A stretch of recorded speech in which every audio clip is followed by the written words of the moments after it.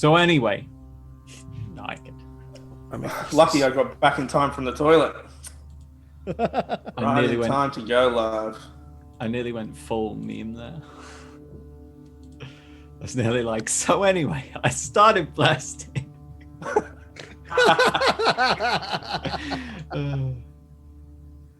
Somehow I resisted. I like your Zoom name, Neil.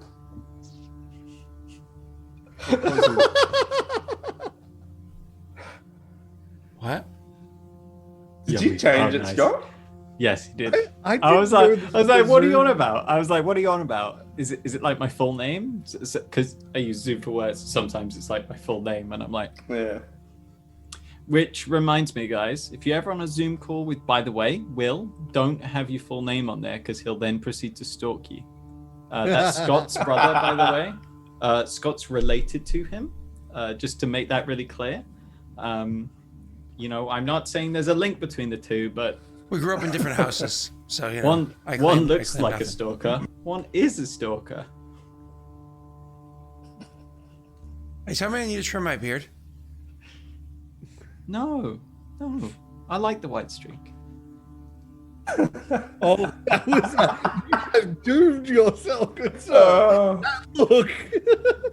We started the kicks early today. I said we're- trim. I didn't say color. I've never colored my hair before. I most likely never will. Could just get a little Sharpie and just... I was not one of those people that like made my hair purple or green or orange. You know, Yeah, your expression was D&D. Yeah. Yes, exactly. You know, We're in the wrong I also places, by didn't the wear way. like big. I also didn't wear like big chains on my pants or trench coats or spikes. wore leather You trench jackets. 100% were a trench coat wearer. Don't lie. I never owned a trench coat. I could 100% see I had that. several Yeah, friends. 100% with that ponytail as well. I had several friends that had trench coats. Absolutely. But no, definitely not. Was one of the trench coat people Mathis? No, God, no. Mike? Really? Okay. Oh, God, no. Mike was a soft palm mummy's boy. Oh, God, no. Yeah, absolutely. But Mike is like borderline pocket protector. I mean, Oh. not literal, but we're talking like Mike was almost the definition of Poindexter. Okay? Like Noted. very much a nerd, right? No, I had this other friend back in the day. You've heard me talk about him beforehand. Justin was his first name. I thought you were going to say, it's my wore- buddy Nick. No, Nick, neither Nick. You've heard me talk about it before, actually. No, Justin wore a trench coat. He also read Mein Kampf and thought there was some really, he thought there's some really good stuff inside there. no. Oh yeah, no. Wow. It gets worse. Oh, God. It gets worse. no. Like my aunt used to refer to him as Columbine. Like, mind you, this is like 2000, 2001. You're really jumping up those steps. Yeah. No, she used to refer to him as Columbine. She was like, oh, I could see him doing that. Yeah. And then like a few years later on, Oh my god. I was like hanging out with him and drinking, and we actually went back to my parents' house because of like how close it was to where we were. And my little brother Eric had come out of like his bed because it was like 2 a.m. and he woke up, and he ended up. I don't remember this night because I was very drunk, but he apparently held a knife to Eric at one point in time. Eric can give you much more detail. Oh, than yeah, me. I feel like I've heard something about this story from Raerin/Eric, something. Eric was like 15 at the time because I was like 23. But again, I was so drunk, I don't remember this. Eric told me this, right?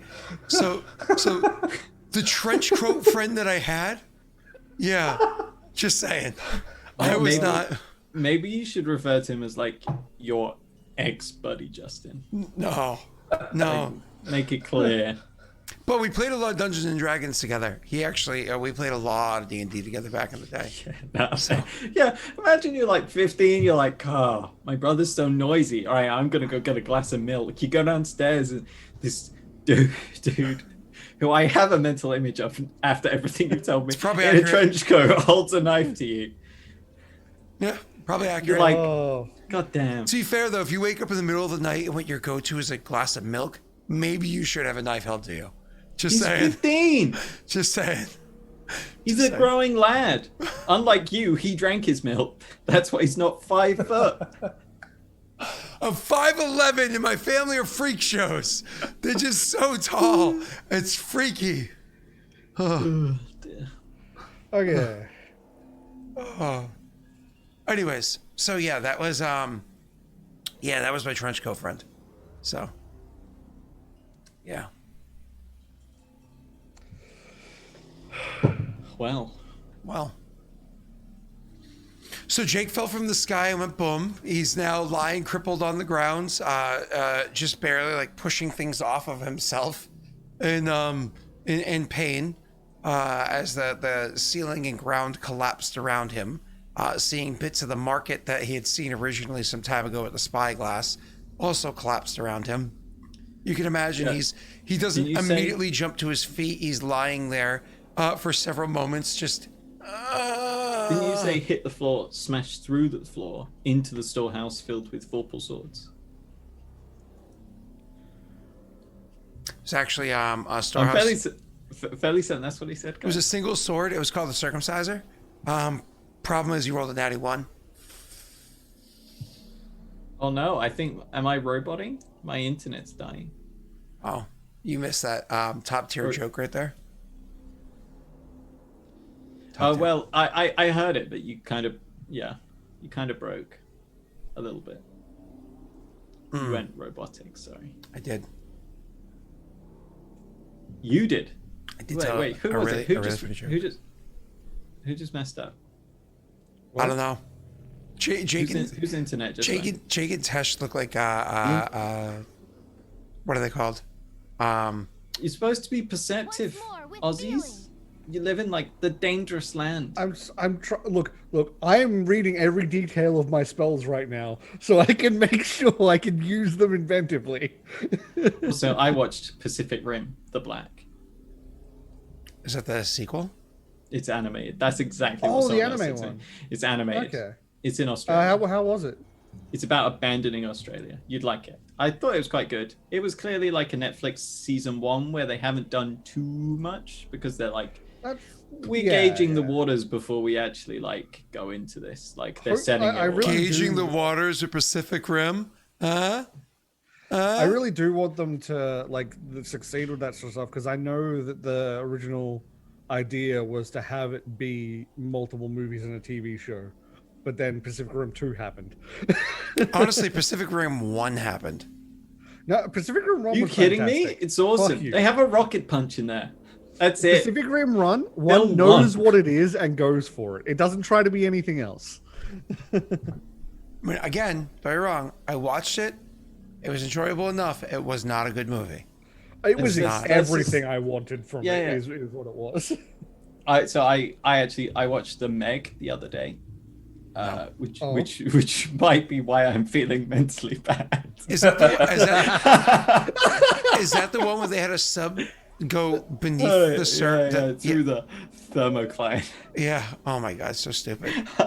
Honestly, I watched it just a matter of like, can it be saved? Like I watched the first, I think, 15 minutes, and I was like, I hate everything about this. Oh god, it was. Norway's been here for 2 years. I think that deserves a special thank you from you, Scott, and a special apology for last week. Yeah, what happened last week? You timed him out? I don't recall this. I don't think it happened. Oh, you. No, we don't go on what you recall. That's not okay. Oh, but if this is the case, you could easily insert many things in my mouth. Chat. He doesn't. I think the timeout's been retconned, guys. Yeah, I don't think it's ever happened. Never happened. Look, see, everyone remembers Justice for Norway. Everybody went back and just hand typed in all the messages that he timed out for on the pod.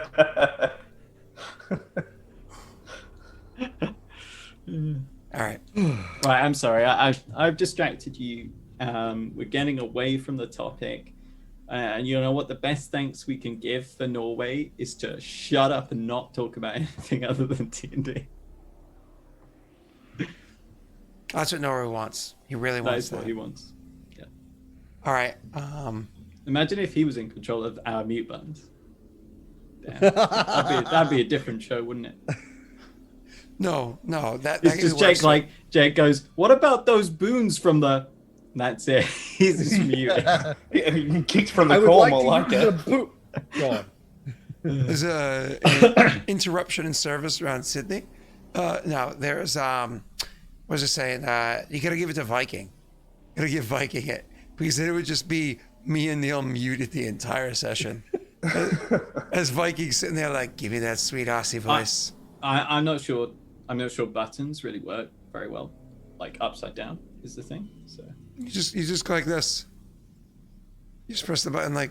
Oh, I okay. hate that you are doing that, Scott. Like, I really like. No, you just no.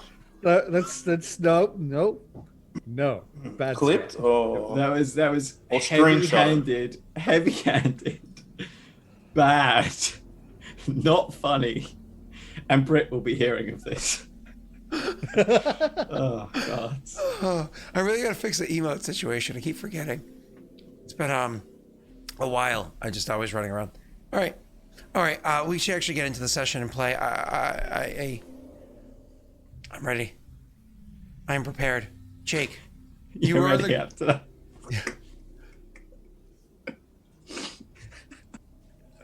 He's all warmed up.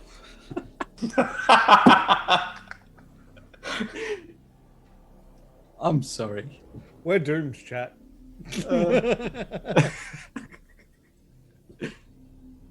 All right.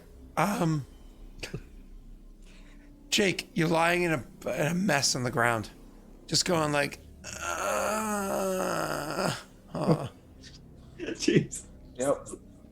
After that previous conversation. Oh God. you know, I made that reference earlier. Just repeating what I said earlier.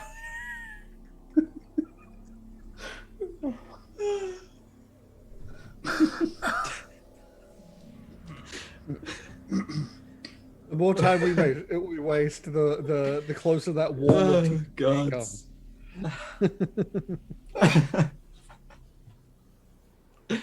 I blame Scott. View count dropped. I think Norway just left. He's like, okay, I'm out. He's Oh, like, he come back. really just like fucking nah. Fuck this. all right. Jake, it's to you, sir. I'm gonna mute myself. Having a religious experience. Okay. Yeah. I'm not gonna. Anyway. Yep. I'm gonna slowly try and sit up, and then look around. As I said beforehand, I think this is on stream. As I said beforehand, you get up and look around, and you rolled a garbage on your perception check last session, so you don't really see very much aside from like what it was you had fell into. But you also see there seems to be a degree of almost like a tunnel that exists down here. Not very large in size, but you know you can make your way into it. Okay. When I say size, I don't mean depth. I mean like circumference. Yeah. It's a tight tunnel. I'm actually. It's a very tight I'm tunnel. going to. Okay. Yeah. Please stop. You are. you.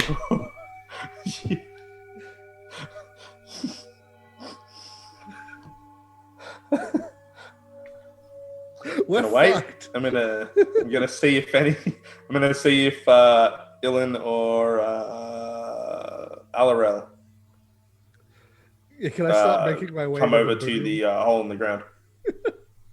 Like there was a boom. Can I start making my way over to the boom? Yeah, making your way downtown, walking fast. Hopefully, no faces like just three Gith. I mean, these are Gith Sarai, right? Actually, you're just like. Gith Yankee. I thought they were distinct races. I think he's yeah. talking about the ones that were on the spire beforehand. Because I'm going through buildings. I'm coming off a building. So. Oh, Gith Sarai are the less violent ones. Are they? Oh, great. So the Tesh, you're kind of making your way back down there. Are you clambering your way down, like try to climb down to them, or are you going to try to reduce gravity for yourself and jump? How high? How many stories am I up? About 3. Okay, actually, realizing I don't know he's still alive, I would jump. Oh, gotcha. Okay, cool. So why don't you go ahead and make that wisdom check? DC is 16, as you know. Just as Ellen's like 1.5 stories in, you just hear Lara like, he's alive. Oh! It's okay. I have at least decent acrobatics. Is there anything still applied to you at the moment for the sake of the fall and whatnot? No, you don't have your +1 that saved your ass last time from, what's it called? Guidance. Even if there's was there a penance on you last time? I don't think there was. I don't think so. You tell us, Scott. This is your job. Yeah, there was no penances or anything like that on you last time. So, yeah, because nothing like that was clicked. Remember, Yeah. I do have the boots of sprinting and springing, or whatever it was. What's the name? Boots of striding and springing. That's fine. So, Striding and springing. Yeah. so you go to jump, reducing the gravity. It doesn't work. So instead, you're gonna have to make for me that athletics check for the jump, or acrobatics check. Sorry, for the jump. But you get the +9 total. You have +5 built in, right? yeah, that's built in. Okay, but you don't have the +4 built in from so that's a 21 then. I have the 40 speed on my sheet. That's fine. that That doesn't affect it. That's okay. So we know that's an so I said a 21. That's a 19. So this reduces cool. reduces the fall, the effective fall, by 10 feet. So it's actually only a 20-foot fall, which is 2d6 damage. You can go ahead and roll that for yourself to see how much you I take. can take that. Fun fact: I had a gutter fall down at the other place, and I went there to go fix it, and my 24-foot ladder is too short to go up and fix the gutter because of how tall that place is, because it was built in 1840. So so I have to get a 36-foot ladder to go and do that, which is a $400 ladder that I'm only going to use like a few times in forever. So I went around, found one. I'm going to order it, and I'm like, okay, well, I'll just climb up to the top of a 36-foot ladder to go and fix this gutter, do what I got to do. And literally just last night, Brittany had a conversation with me. She's like, so I was talking to my dad about that. And he was saying, there are some things you don't do. There are some things you hire somebody else to do for you. Because falling from 30 feet is something you don't easily survive. And I'm like, what are you talking about? Falling from 30 feet is just 3d6 damage. I mean, it's only maximum of 18 damage. Are you saying I'm a first level commoner with only like 2 health points, and then I've only got like a 10 con, and I die at -12? I die at -10. So Yes. Are you saying that I'm going to die if I fall 30 feet and I'm going to roll high on the result? And she goes, well, the math isn't in your favor on that one. I was like, I'm an expert with D8 health points. Thank you. She's like, so you instead survive in a coma? And I was like, you know what? Let's see if we can get prices. that was literally how the conversation went last night. So, yeah. Oh dear. Yeah. So I don't know if I'm going to be on the 36-foot ladder or not. So, Yeah, fair. Yeah. I had every intention of, click, click, click, click, click, click. Why not, right? Like, that's just what you do. But, Ooh. oh well. So back to you guys. So the you go jumping down. You take four points of damage from the fall. That doesn't seem that bad, Brittany. 4 points of damage from the fall, and 4 points of damage is like a broken leg. Really? For a normal sort of person, yeah. How much does crippled Ilen feel that 4 points of damage? Hey, I have magic boots. You on. see, like Ilen, by merit of the fact this strength score is so low, he automatically becomes jelly when subjected to so he doesn't break things. It's like a drunk person. He doesn't have the muscular skeletal strength to stop it. He just goes, and doesn't break. Alorel comes so over, I'm grabs him by his making- hair, pulls him up, and he re-snaps into place. I have 40 foot base speed now, and I'm making my way as fast as I can to the hole. Yep. Oh, you kind of jump down, and you were like right by the hole. So you quickly make your way over, and you look down, and you see Grishka finishing, kind of like standing himself up and dusting off. And How far away from me is he? Oh, right there, like down inside the hole. So the hole he fell into is only about 10 feet deep. Oh. So technically speaking, if you were to lie down and reach in, he could reach up and you could probably touch fingers. I'm gonna try and do a thing to try and keep our healing supply. I'm gonna hit him with a lifelink, so that I can take a little bit of his damage first, and then hit a channel to try and like maximize the amount I get out of channel. Sure, you go right ahead. Alorel might be able to benefit from that as well. And excuse me, all I'll seasons hit- are beard season. Agreed. Yeah, summertime for them, wintertime for me. Both of us transitioning at the moment, and it's always beard season. So if I hit them both, I don't need to hit him with lifelink, because if I'm going to do a channel energy, just need to make sure he's close. Yeah. Alorel is nearby. Yes. Alorel was able to land exactly where he wanted to. He had absolutely no issues with any of this. He rolled a 31 acrobatics with half the acrobatics DC and can willfully control his gravity. Okay, I'm gonna take. I bet foxes don't have like a deadly terminal velocity anyway. Once more with cats. feeling. They look that kind of could like be a cats, thing. so I believe it. I mean, cats Someone also told me that. cats also have a deadly terminal velocity. Oh, you don't. Oh, no, Oh, yeah. they- You drop a cat from a helicopter, and they're gonna be okay. Yeah. there have been plenty Yeah. of cats that have survived dropping out of planes. I mean, there've been people that do that, but yeah, cats They literally spread don't out like that, Yeah. and they don't fall fast enough to kill them. Cats. Can you just imagine being one of those people, but that fell out of a plane and then you somehow survive? I mean, I can't imagine. It'd be I cannot fucking imagine. insane. There's a funny Bill Burr joke that actually talks about that. Granted, I think it was a helicopter, but it was a guy that tried to commit suicide jumping out of a helicopter, and he survived. So, yeah. But anyways, So I would give 3 ticks of lifelink. Let 3 ticks happen. So that's quick math. 18 seconds. yep.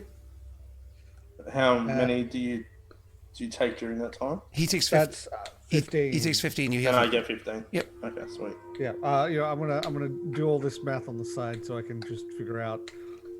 So 15, and then I would make sure I'm close enough to everyone to do a burst.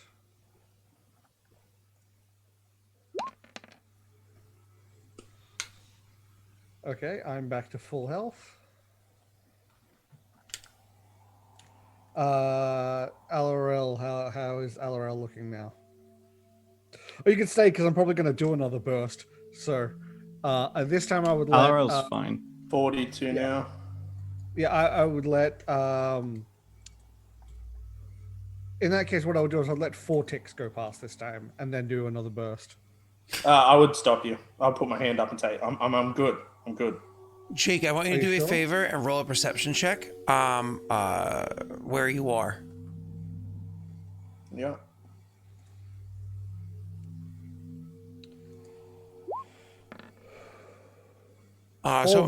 So for another 1, that would have been awesome. Would it? Oh yeah, of course, always. Are you happy with your 36, or do you want to try for that 40? No, I'll have my 36. Are you sure? Yeah. Okay. So he comes over. He immediately throws sees you down there, throws a life link, tosses his eyes up quickly to see where Alorel is, noticing that he's probably within range. Quickly kind of channels for a second, and then bursts out his divine energy to try to make sure that you are okay. as you're feeling like almost like taking in that like deep breath and feeling a lot of your aches and pains being washed away from you. I mean, you just healed 34 damage, right? So as you feel a lot of your aches and pains being washed away from you, bringing you back up to a respectable amount of health, probably about 40 health points.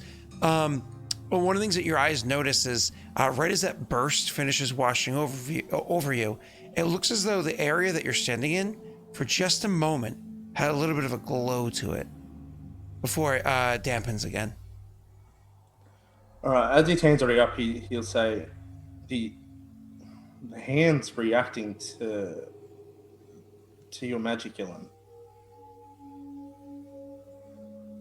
Give me a second," and he'll actually go into his haversack. He'll pull out a wand. I can use this wand, right? Without having to make cast a check or whatever it is. Do you have the spell Cure Light Wounds on your caster list? Not you Yes, personally memorize. It's just on the list that your class can do. Yes, it is. Then it's free. Just takes a standard action each tap. Yeah, I'm gonna start while I let that sit with Ilen, I'll let him conserve his energy, and I need to heal myself up more. So Cure Light is 1d8. It's 1d8 plus 1. Yes. Now here's a question, Jake. Do you have readily available a pencil or a chopstick or even a spoon, like within arm's reach? Maybe a pen. Have a quill. A quill? Sure. I meant in real But life. you're talking about me in real life. We want to see how you use the wand. What kind of swish and flick does Grishka use with the wand? He's aiming at himself, so he's like, You sure you want this on Twitch.tv? Absolutely. I don't have anything near me at the moment. Oh, how convenient. Yeah. How Unfortunately, convenient. I actually looked. So All right. anyway, so it's at 1d8 plus 1. anything? Plus 1. All right. Well, if you want to say anything, Ilen, I'm just going to do this for a minute. That's fine. That's fine. What I might do is, Once more with feeling. do you think I should put a cure directly into it and see what happens?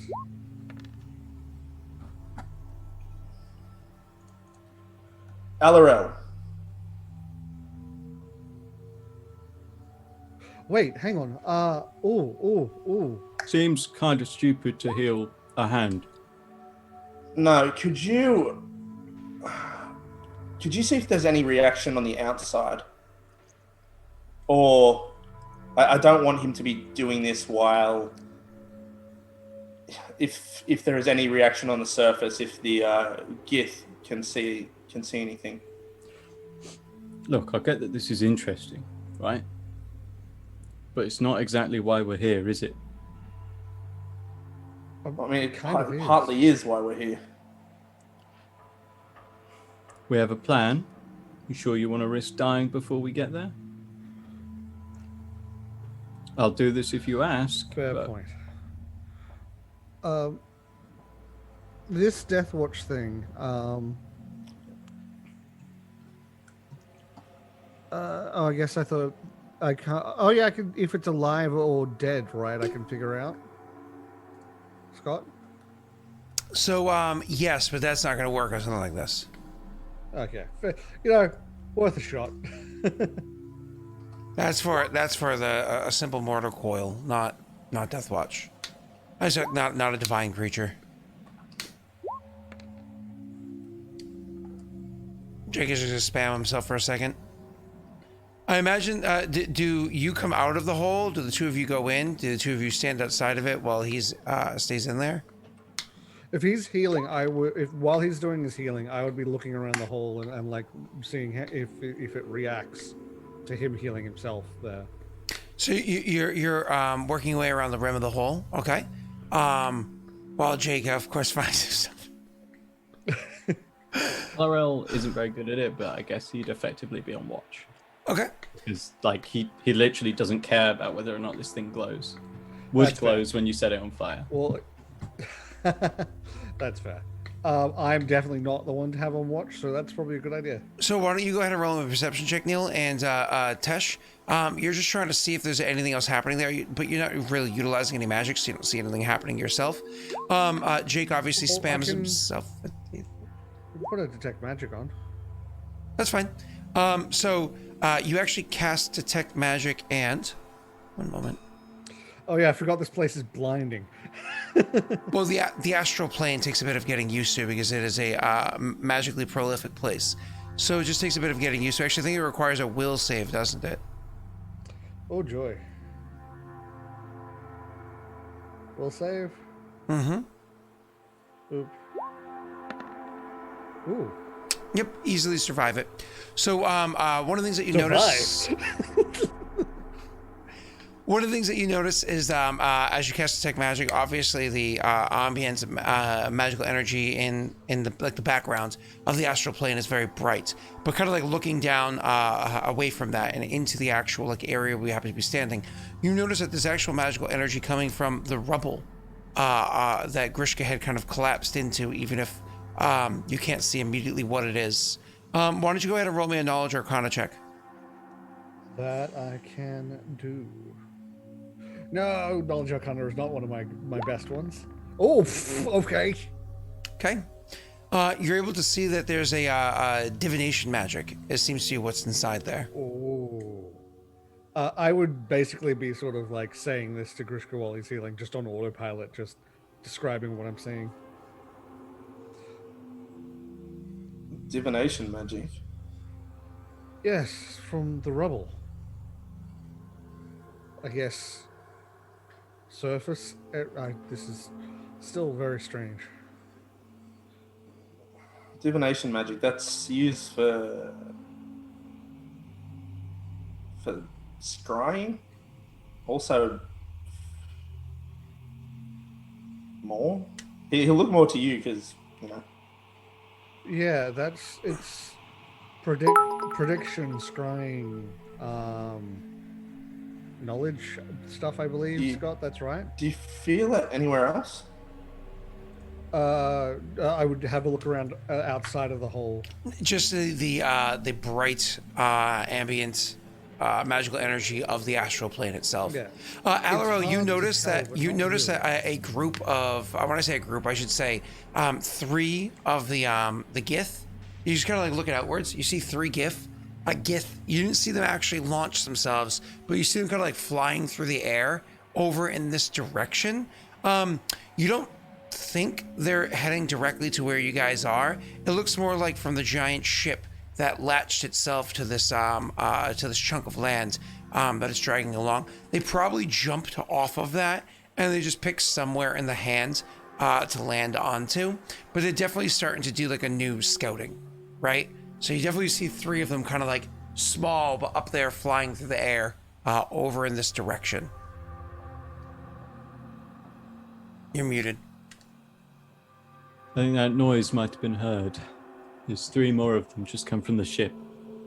They're doing the rounds. Ilen, can you seal the breach? Yeah, I would be able to. Just, I assume I can probably use the rubble as the material. Is that a good idea, though? Yeah, I don't know. Maybe I don't know how much. How hard is it to breathe here? You just breathe. You're in the astral plane. Do we have time? Oh, to so look it doesn't in the matter. hole? Yeah, you can just breathe. Okay, it's fine. like Seal the fucking there's not breach. really oxygen out there. Like you have to remember, the astral plane is it's best described, even though it's confusing to say, as a non-dimensional non-plane. So don't worry about things like air, because for you to suffocate would require time to pass without air. But then also starvation also requires time to pass without food or water, right? That's not really a thing. So you're good. Okay. All right, so we can scout around here. Like we're in the ruins of a market, right? So we can start actually looking around. Yeah, I mean, if you're sealing this place up, are you sealing yourself down below and into the tunnels that you had found down there, or are you sealing yourself up here on the surface? Okay, so the surface is where the market was. It wasn't like an underground, Correct. like an old market. Okay, I Correct. was confused. Because that's where you had seen it with the spyglass 2 sessions ago. Yeah. Okay. I would say, well, there's a tunnel down here. I don't know where it leads, but there's a tunnel here. if we do go down and I seal it up, they'd have a very hard time finding us. I don't know how hard it'd be to get back out either. Well, that's what we want. Look, if this is some sort of tunnel, then it's a place to hide. If it's not, and this really is the hand of a dead god, and it's a vein, maybe we can get to where we're going and then follow it out. This arm's come off somewhere, right? Okay, down it is. Good idea. We're gonna jump in the hole, and I'm gonna use make hole. Oop.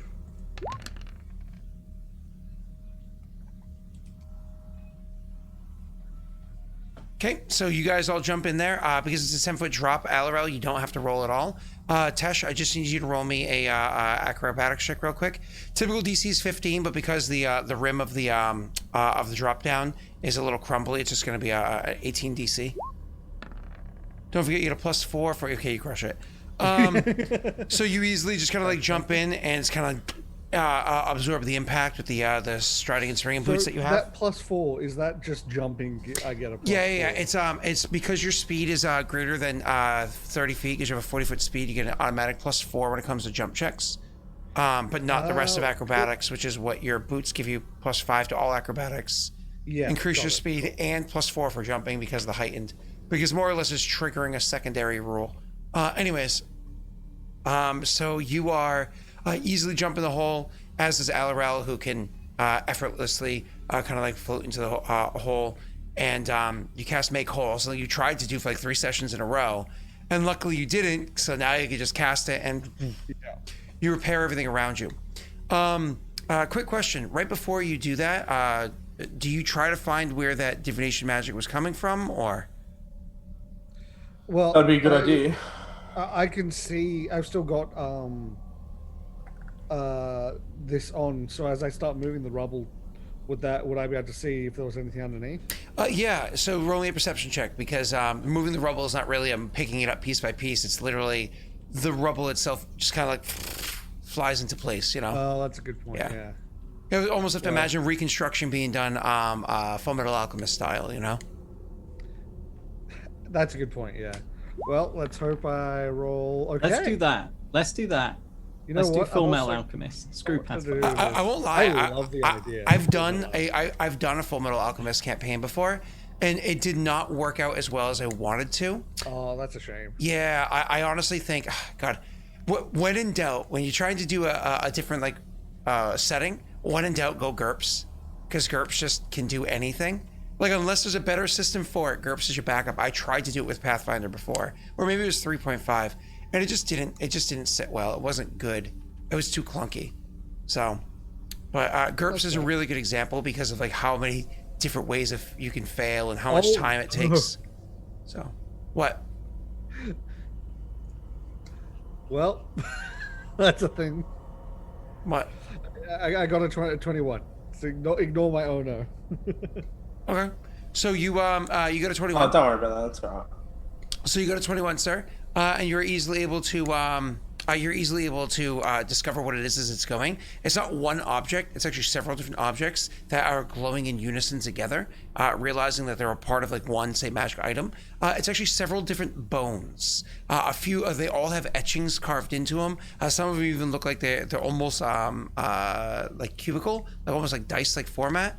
Kind of like grabbing them as you go, like as you start to float up in the air, go over and grabbing them as the spell's taking effect. You're not able to identify where these bones are from, honestly, based off like just the coloration and everything. That could be from many different types of creatures, but you're pretty sure these are. Well, you know that this is where the divination is coming from, where the magic is coming from. You're gonna have to spend some time trying to identify it to know what it does. Okay, so when we get to the point where we're waiting, I'll identify them. Sure. So now you guys are you seal yourselves in, and it puts you into a tunnel where there is no ambient light inside here, because you don't have just the ambient light of the astral plane kind of glowing inside here. But I think all of your characters have dark vision, don't you? I do. Yes. Does Alarel? You keep muting yourself, Neil. I have low light vision.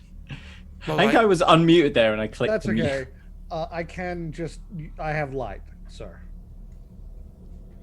If you only have low light vision, then not everyone can see in the dark. So I'll use light on, just on the shield, the little shield. There we go. Sure. Who has a shield? I do. Oh yeah, that's right. You picked it up while you were on the ship. I have a teeny tiny little It's shield. so weird to think of because you have your like little cripple arms, you know, like because they're all charred and they're all charred up and stuff like that. So the idea of you with your like negative strength and whatnot carrying a shield is just amusing, you know. So it's more. I imagine it's more of a hold the buckler. shield than it is to attack with something. yeah. It's like you use all your strength just to hold it. So anyways, so T-Rex is holding a shield.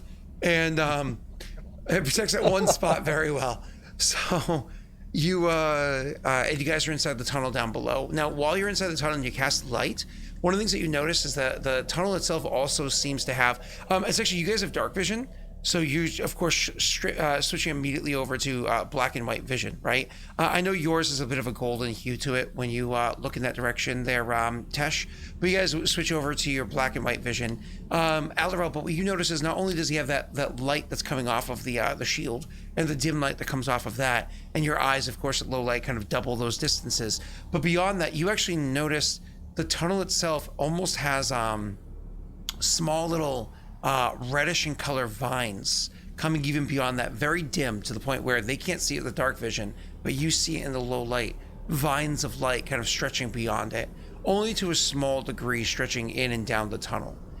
You just notice that from where your guys are currently standing. What's that, sir? In a vein. We are 100% in a vein. That's creepy. The last thing to note is, as I said beforehand, it is a very tight hole. So your characters, you guys are all medium sized, but Grishka, being like a large, kind of like bulky person himself, will have a bit of a struggle moving through there. At some point in time, it gets like particularly tight. I might actually have to get on all fours and crawl. What's his name? Ilen? You can make your way through, but again, it is a bit tight for you. Maybe even have to crawl at times. Alderel, you can freely transform, can't you? You motherfucker. Let me Just check. the fox trotting through. Let me check. Foxtrot, hey! He's like 'Cause this dancing is- through. Hey. This isn't something that's possessed of like. Oh yeah, I can, bro. Isn't Foxtrot the name of like a really top tier comic too? I'm pretty sure I used to read the Foxtrot. I think that's where Molly got her name from. Oh really? If I Yeah. remember right, yeah. Because like I used to read that in like the paper when I was a kid, and then like my uncle used to buy me like the Foxtrot like books that you like put by your put by the toilet. For, like, What were comics like in black and white? no, they're in color. They're in color. Thank you. I'm only 35. All right. So, anyways, you can freely transform, yes, sir. Yes. Cool. So you I don't know if you would stay in your bipedal form, if you would want to go into fox form. It's nice and easy, and there's no downside. Cool. So you're going to switch into your fox form, allowing you to actually move ahead of them. Sure, their light, their vision does stretch easily 60 feet, but you're actually able to see, what is it, 20 plus 20, so 80 feet out, though dimmer light. And as you guys are moving forward, so if you move ahead of them, you see that the spining, almost like the almost like vein work of glowing red light that stretches beyond the bright light, that comes to an end. But as they walk forward, it always seems to evenly move ahead of you as you're moving down this area itself. So I imagine your characters are going to start walking through the tunnels. I don't know if you say anything to each other, if you prepare yourself in any way as you start moving that way.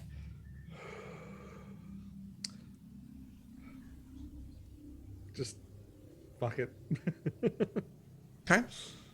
Yeah, no, I don't really have much to say. Perfect. Then Start on our way.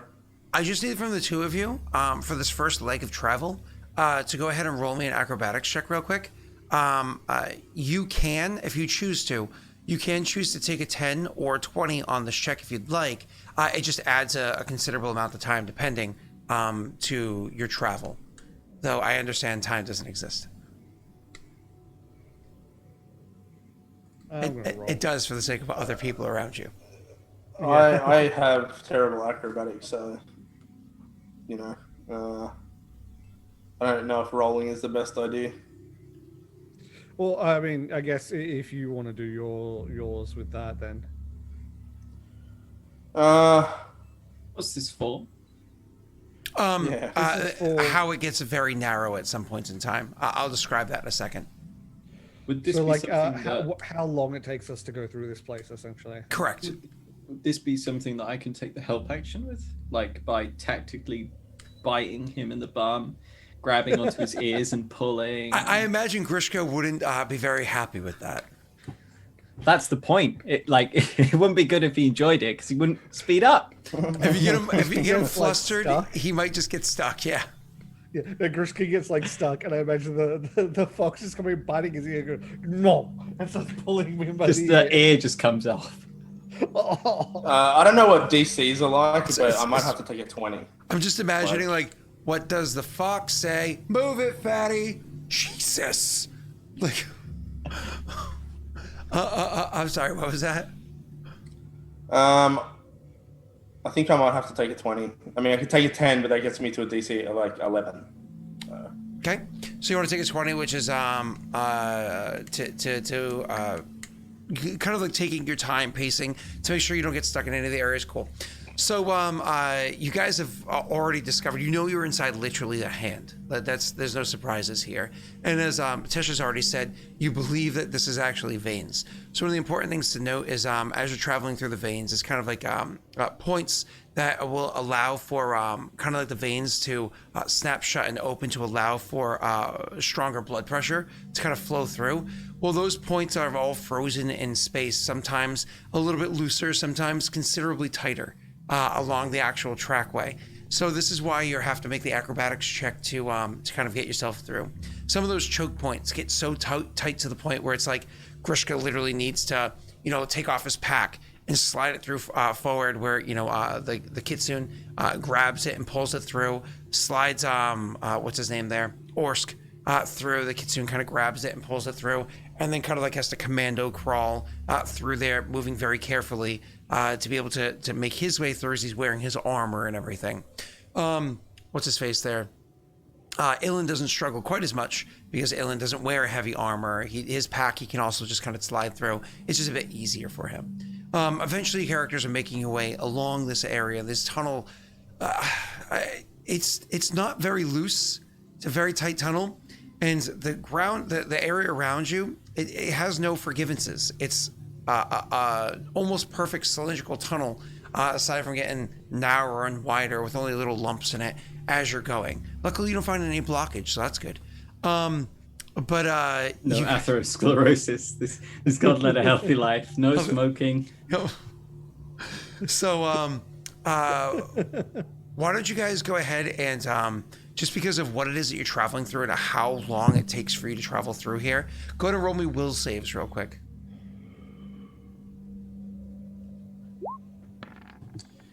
I want you to know that this is my worst save by far. Oh, good. By 12. That's the difference between it and but it doesn't matter. Oh, it's amazing. That's amazing. Did you see what Neil just did there in real time? He openly complains to Roll20. Therefore, the Roll20 gods are like, yes, Neil. Yes, of course. We respond to you. We have given you his luck. He's back to honestly, I appreciate that because I've been rolling poorly recently. Like I've not been stealing enough luck. I've been out Says off the man that my triple form. crit.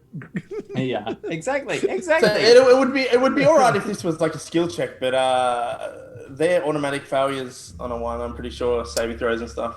They are automatic that's great. failures, yeah. Fuck. So that plus to morale and all that stuff does not matter. Cool. So that's funny because that means that technically speaking, that is because those stack, right? So that is actually a 16 for you, and a 16 is a failure despite the fact that a DC is 15. So Ilen, you actually pass. What you just said confused me totally. I was like, wait, what? I was like, oh, so Ilen failed, and you're like, he actually passed, and I was like, you know when you're like trying to tell your dog something, and the dog just goes. That was me. That was me, right? I was just like, The kitsune is in the ear kind of flop. It was one of those like. The train of thought was like, okay, so that's a 16 when a 15 passes, so you fail, but Ilen succeeds. I'm like, yeah, I know. I was like, yeah, I'm gonna get a T. So anyways, so you guys are you're traveling through there. Grishka, even just as you're getting, after a considerable amount of time traveling, now to give you like a don't worry, it's not only 1 digit so far, I promise. It's 2 digits now. You as you guys are traveling along, it's really starting to get to you. It is really starting to get to you. Claustrophobia. It's starting to really impact him. Grishka's suffering through the shaking condition, as he's like it's a bit much. It's a bit much kind of being stuck inside here. But as you're traveling down further and further and deeper along these tunnels, where this kind of comes to a head is as you're kind of like hoping to get to an area where it opens up a bit. It in a way does. It opens up to an area where you see multiple other tunnels. The tunnel branches down even further along the track that you're following, but also branches up behind you towards it looks like a different track that went back the other direction, as well as another track down that way. You see it kind of branches multiple directions at this point, and so this is where it's really starting to get to you, and you guys have to decide which way you're going. Okay. Given how many sort of options of direction do we have? In total, there's 4 options, including the one you just came from. Okay, well, if we can take a moment, this item that I found back at the entry point has divination magic. It's possible that if I can figure out what it is and how it works, I might be able to use this to figure out what direction would suit us best. But that do it quickly. Okay. You see, Grishka's like looking at the ceiling, and he's kind of got a Orsk in his hand, and he's like he's got a bit of a worried look on his face. He's like scraping at the top of the tunnel. He's like this is we've been down here too long. Yep. I do not have calm emotions, so I'm going to try and figure out what these dice real quick, or as fast as I can. Sure. So to try to identify what these are, I imagine you're not going to cast the actual spell identifier, correct? I don't know why my camera keeps doing this so frustrating. No, I don't have it. I've got spellcraft. That's fine. So you of course recast detect magic, which is a cantrip for you, anyways. And go ahead and roll me that spellcraft check, please, sir. Come on. Do I have anything to add to it yet? What do you mean? I was just checking to make sure I didn't have anything that I can add to it. Oh, you're begging chat. Gotcha. I'm literally not begging chat. I'm checking if there is anything. No. Okay. It's your begging chat. Fuck you. 28. Are you happy with your 28? Or do you want to modify that? I don't know if we have luck anymore. So I'm going to find out. I can't remember how this spellcraft works with this. What do you guys think? Some of the DCs can get pretty high. I have no idea. Yeah. So to identify, it's probably like a DC 20 plus level of the spell or something like that. Yeah, if I do, I mean, if we can figure this out and it is helpful, then fuck it. We'll find out if we have that got loud. Any dice. We do not. We do not have dice. 28. What So song? 28 it is. The ethereal plane is a very loud song. So it's 28 it is. Okay, cool. So you, sir, are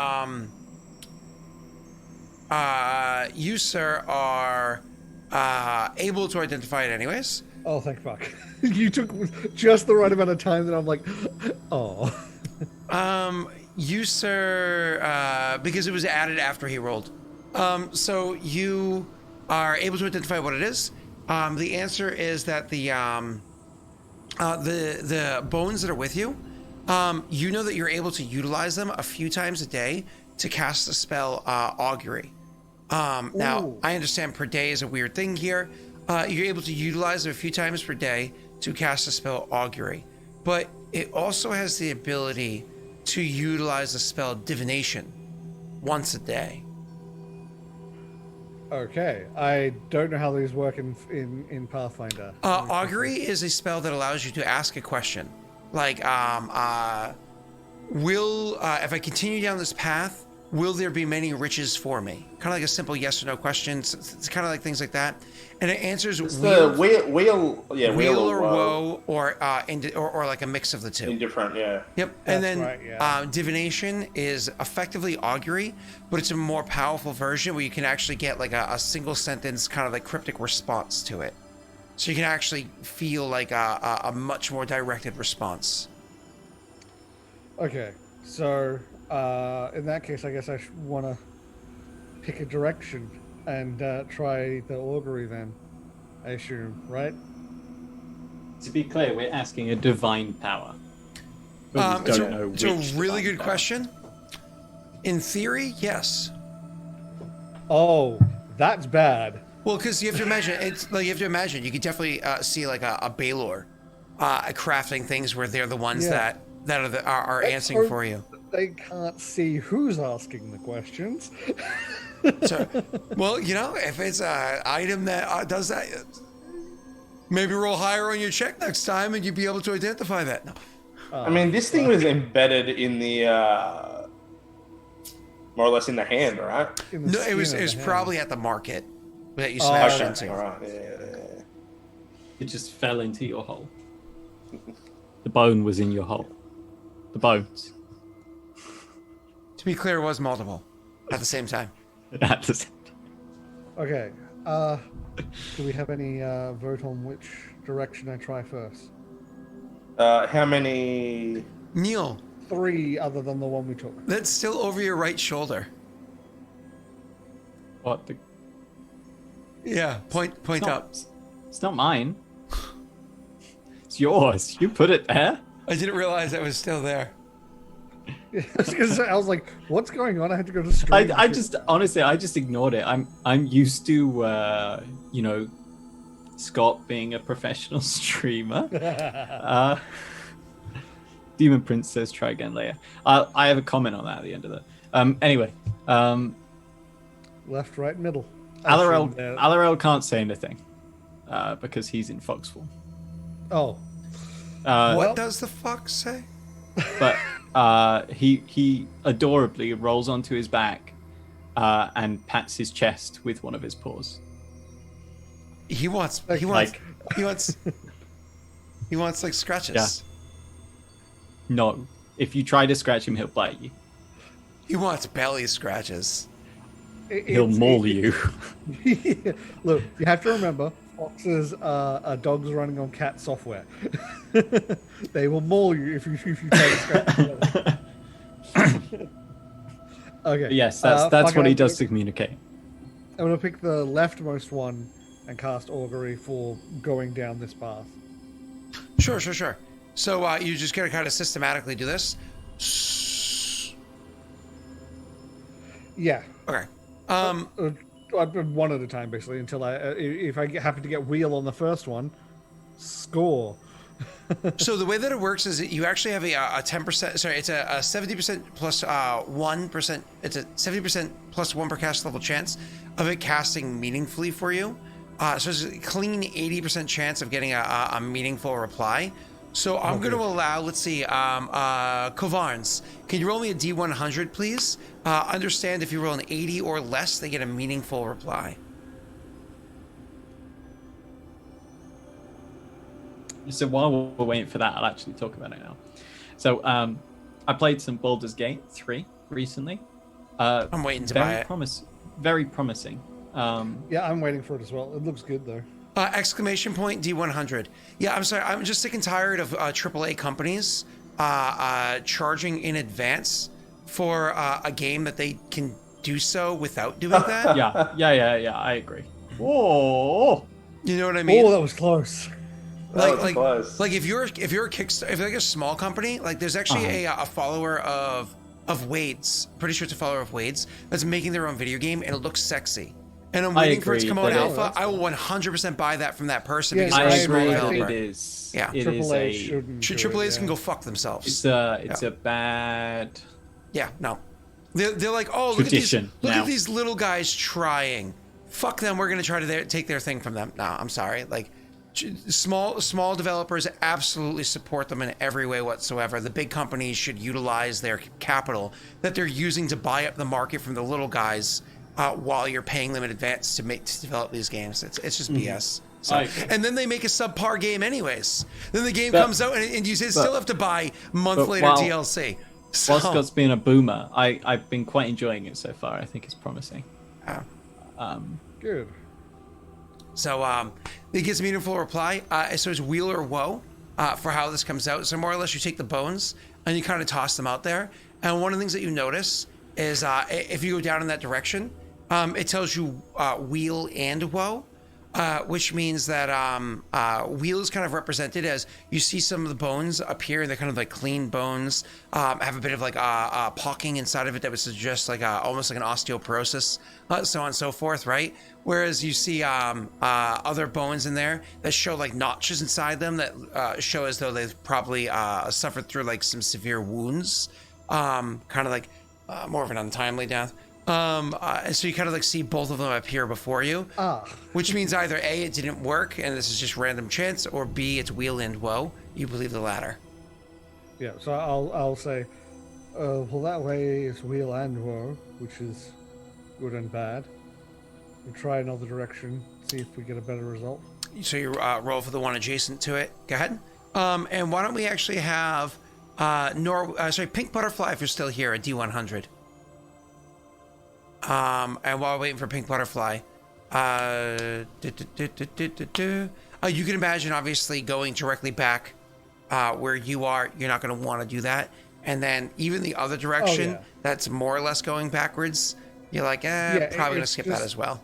Basically, my idea is if this one comes back as woe or wheel and woe, we're probably going to go the first direction. Unless this one comes back wheel only, we're probably going to go the first direction that we picked. Gotcha. Norway, you want to roll in case Pink Butterfly doesn't? So if you get there first, that's fine. Yeah. So I won't buy Baldur's Gate 3 until it comes out completely. And that's totally fine, and I agree with that's that. And actually, with a lot of early access, I don't buy it. It depends. I bought it because I was bored and sad and wanted to play something.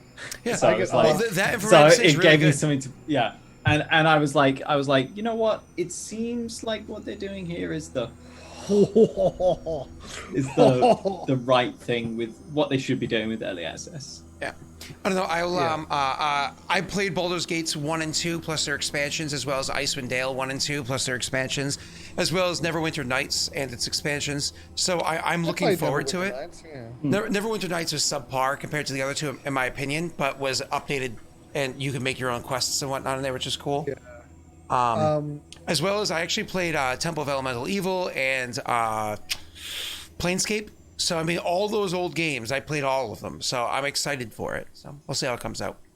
Temple of Elemental Evil was the worst of them. It was based off 3rd edition, and it was just absolute trash. The mechanics were janky. It kept breaking. But, all right, moving on. The, with this one right here, you toss them out as well, and you also get the same response. Again, either they're not working, or you get wheel and woe. Okay. One of these two directions then. Left or right. Or you get divination. No, I'm not going to do that now. We'll save that for emergency. The divination is when we walk into a room with 20 directions. They're both wheel and Let's woe. go. Because there's orifices here, there's valves, so it's veins, so it all leads back to the heart. And the heart is where the divine spark is. Hopefully. We assume. I see a slight change in Scott's face. My insight roll wasn't high enough. Oh, I was reading John saying, as the saying goes. So... John, Neil's also waiting for the full release. Anyway, Don't sexualize me in that manner. fuck it, go down the first I tunnel. don't need to. Your name is Yummy Boy. The first tunnel we went down then. It literally says it right there. Does that appear on he stream? changed my name to that. Oh, it does appear on stream. It does appear on Just- stream. Does it? Yeah, it does. Just. He set it up specifically for that. I'm calling my Norway. You'll be hearing from my Norway. You'll be hearing from my Norway. All of a sudden, the door, like Kool-Aid Man, smashes in the wall. Giant glowing, greatsword in hand. Oh yeah. Yeah, that's how Paladin do it. Oh, sorry. No, he's an axe-wielding paladin. My apologies. I forgot Is he? about the No, heritage. I approve of that. It's very versatile. Yeah. But it's, I guess axes are also tools. Well, he's also a Viking, so Okay. yeah, Okay, fair yeah. enough. And how else are you gonna lob off people's fingers? So I mean, a sword probably would suffice. yeah, but an axe would get it done easier. A sword might Yeah, mangle probably it. you could probably do it in like one with an axe. Yeah, nice and clean. So, anyways, so back to the so besides, we all know that Norway is a worshiper of Lady Erevel, guys. No question. That's not true because she's a lawful evil you deity. accept all people, you follow all the rules, and you show you pay your Sigh. religious dues. All right. So, anyways, back to the game. So you choose. Is it kind of like flip a coin, Tesh? He said we're going in the first one. First one. So you start walking down the first one to continue making your way. Same idea. You're welcome to roll your acrobatics checks for me, and you can take a 20 if you'd like, Jake. Oh, right. Yeah, I will. Okay. Since he's taking a 20 anyways, do you want to just take a 20, Tesh? Yeah, might as well. So you guys kind of like take a little bit longer compared to last time because you're also just being super cautious and making your way through there. At this point in time, I just need you to make me another will save. This is all of you. Ooh. Okay. So Alarel is also getting a bit antsy, being inside here for a considerable amount of time. Alarel is small sized or even tiny sized at the moment, but that doesn't matter. It's the fact that you know that there's no easy way out. It's like you can just like take your cute little paws and start digging at the thing and eventually claw your way out, right? There's no easy way out, and Alarel doesn't have the ability to teleport. He can't just like voop, voop to be somewhere else, right? And even still, you don't know how deep this is. You know how far in you have to go to be able to teleport out. So he's also starting to feel the pressures of it. Ilen, however, is feeling a nice, warm, cozy hug. Almost like he's being surrounded by a god all around him. So Mine's also 23.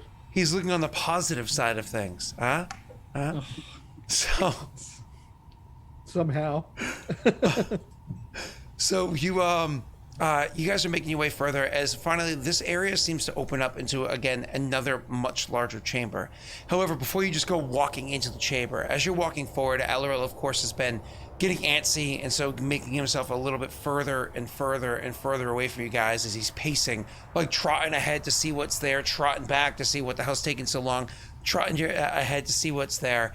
I want Alarel to go ahead and roll me a perception check. Yay! I'm wise. That was like janky. It was like, It's because I'm very wise. Are you satisfied with your 12 or no? Not particularly. Okay.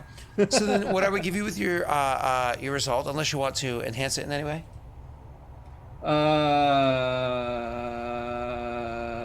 Yeah. Oof. Oh, that's great. Just look at it. Okay. So, That's good. aren't you happy you helped Vance? Aren't you happy you helped Vance? So, What happened to all the luck die that Thronekeeper had? They went into the ether, right? No, I'm just gonna bring And another term for ether is AKA astral plane. No, that's ethereal where plane. we are. Ether is ethereal plane. No. Ether, No, ethereal. That's a layman's mistake, no. right? Ether is ethereal plane. There is an ethereal plane, but the reference of ether, he's gonna meet me. Look at his face. Look, he's working the computer. Yeah. So you what all you're able to notice with your 13 total there is that it clearly opens up into like a larger area, almost like a larger chamber that happens to be inside here. You don't know because obviously you're waiting for more light to come here to give you a better definition, but you can see that the almost like spider-like reddish glow stretches upwards and downwards, like it opens up into a bit of a cavern that happens to be inside here as well. You also do hear a noise coming from inside there. It almost sounds like a small scratching noise. It's like a little scratching noise. You have to imagine almost like if you had like a cat or one of those horrible dogs, you know, like small dogs, pawing at a door, like Percy, asking to go outside. Almost like a small scratching. No. We won't tolerate. Apologize first. I've seen this scene. I've seen Cloverfield. This isn't good. I've actually never seen Cloverfield. Everybody said it gives you motion sickness, so I never watched it. I don't get motion sickness, so I don't. It's a lame Scott. I am actually very subjectable to motion sickness. Then you probably would, yeah. Yeah. It's very like the camera is a part of the story, so it's in the action. Like it's gotten to the point where like if Brittany's driving and I'm like say responding on Discord, I'll get nauseous while responding on Discord, and she go, and that's why you shouldn't do that while you're spending time with your family. I'm the same though. Yeah. Anyways, so you hear this noise. I imagine. Do you want to investigate further? Do you wait for them to arrive with the light? Yeah, because what if it's like a baby that was left over? Ilen will be like, we have to save it. It'll cry and it will die. Are you saying you're going to kill a baby so I can't save it? That's not what I said. What I implied. I would like to sneak over to it. Sure. Whatever this noise is. So you want to be able to like just kind of like go and investigate it further before they arrive? Cool. So why don't you go ahead and roll me your stealth check, please? And I know it's disgustingly high. Why else would you do it? Like playing a ninja. Terrifying. That was terrifying right there. That one stayed on there just a little too long. I didn't see a one. I don't know what you mean. So you got a 39. I assume you're happy with your 39. Yes. Cool. Imagine if it detects me now. Oh boy. Only Grishka can see you. So one of the things that you're doing is as you're making your way downtown, walking fast, Varicose Pass, homebound. So Heartbound. So as you're making your way in, you're being like not a whisper, right? Not a noise. Nothing is catching your attention. You're actually with a stealth that high, and I think you actually can. Do you take? I didn't ask you this beforehand. Do you take the -10 to be able, because you have such a huge modifier, to move at full speed while stealthing? I would not now because I'm not in a rush. Okay, so kind of like eeping your way in there nice and slowly because you know that they're very slow back there. Why don't you go ahead and roll me another perception check? This time you're peering into the darkness, but you're trying to get a better understanding of what it is that's over here. It's Scott, but as a cat. No. Ooh. I'd set myself on fire. Happy with your 23? Yes. So when you make it closer, you can hear there's a small scratching noise, but the scratching noise isn't quite the same as it was up there. Up there, it almost had a bit of an echo to it. Here, you can see that there is not one thing making this scratching noise. There's actually two things making a bit of a scratching noise, and it seems like whatever it is, it's almost like it's clawing into the actual ground itself. It's hard to make out any details because of how dark it is inside here, but you see two forms that what size are you, tiny or small? I am the exact same size as a fox, which I presume is It's tiny. I think it's tiny as well. So you see two forms that are larger than yourself. Kind of, again, it's hard to make out the detail. They're kind of like bulbous, and almost looks like they're bipedal, almost imagine like the much smaller shape of a rhino, right? Or like a well-fed cow. So it has kind of like a rounded oblong body, definitely on four legs, you're pretty sure, and it definitely seems to be focused on the ground.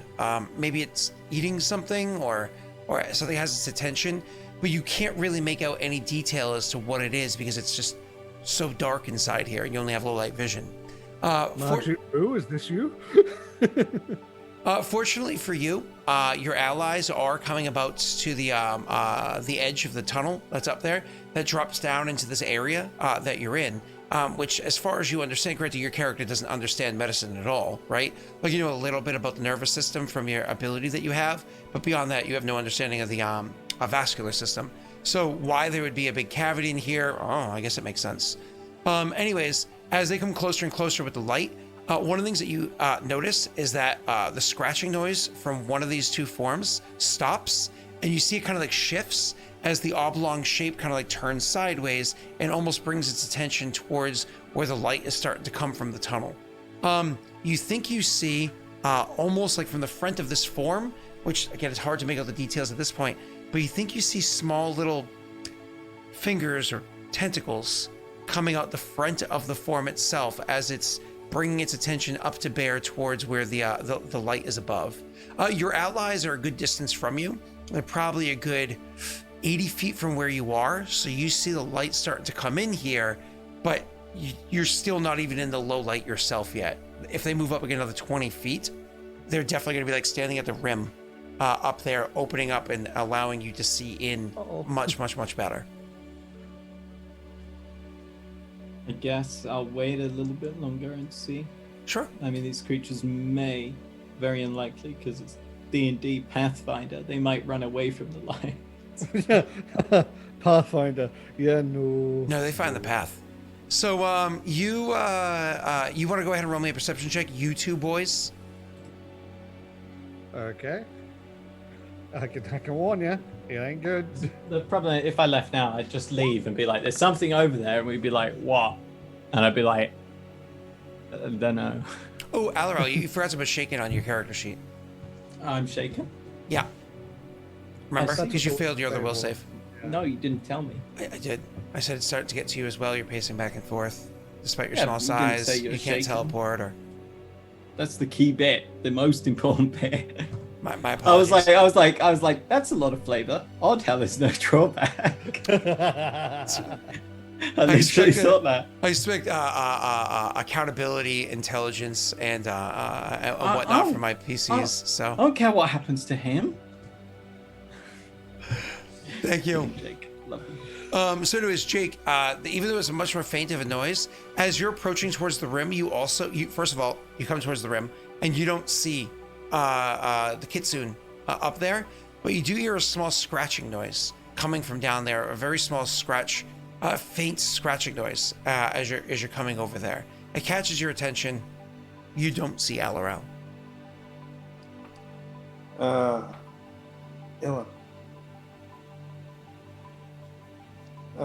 Is Ilen in front? I imagine you guys, even though it's kind of a tight space, I imagine, yeah, he's probably a half step in front of you. Because he's been holding out the light with the shield before, and then you can kind of like keep an eye on the back. You can always shove him to the side and run ahead if need be. So. Well, I see these things better now that they're in the light. This is kind of like as they're getting into it. We'll Cool, get to you in a moment. Yep. Cool. This is like their last moments. That was He would ominous. try to put a hand on Ilen, and he'll say, "I can hear something. Sounds like something scratching." Okay, I said whoa, so Hide the light so I can see. dismiss. He would dismiss light. Yeah, sorry. So you come walking up to the edge and start looking outwards. One of the things I would also Actually, take the stealth action for all intents and purposes. can I say can I just cover up my shield so I don't have to recast? Yeah, you should be able to just cover it. You got a cloak. So you just like cover it quickly just to Put your allow mouth him to over walk it. forwards. That way I don't have to recast light. Yeah. Is that okay? That is perfectly fine. Okay, you gave me no sort of indication, so No, I was I was letting you finish asking. So it's a cantrip anyways, but you mean for the sake of being quiet and whatnot. I gotcha. Well, So I also meant if we get into combat, I don't want to have to spend an action. completely casting understand. away. All you have to do too is just like face it the other way and start walking back Okay, a few then, yeah, I'll steps. do You know what I mean? Like you can be careful with it that way. So anyways, so you go to the rim and you start looking down and outwards. You can roll me one more perception check. Neil, you also roll me a perception check. I'm gonna just for a moment like see what it is, and then the light will go out.